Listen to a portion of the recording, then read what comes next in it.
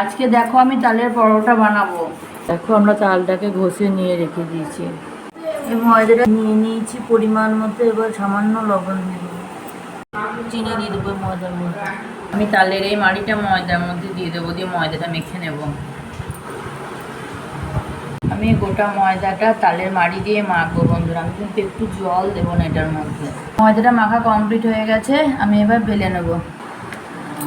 লেচিগুলো কেটে নিয়েছি, আমি এবার লেচিগুলো অল্প অল্প ময়দা দিয়ে বেলে নেব। 3 কোনা করে বেলছি পরোটাগুলো। তোমরা যদি মন হয় গোল গোল গোল করে বানিয়েও ভাজতে পারো পরোটা। ভালো করে কড়াই সেঁকে নেবো, দিয়ে তারপর তেল দেবো। আমি পরোটাগুলো তেল দিয়ে ভালো করে ভেজে নেবো। ভালো করে সেঁকে নিয়েছি রুটির মতো এপিট ওপিট। এবার আমি তেল দেবো। এ দেখো বন্ধুরা সব ফুলছে, দেখো রুটির মতোই ফুলে যাচ্ছে একবারে পরোটাগুলো, টোপ টোপ হয়ে। কিন্তু পরোটাগুলো ভাজবো, আমি খুব বেশি তেল আমি দেবো না। পরোটাগুলো ভাজা হয়ে গেছে, আমি তুলে নেব।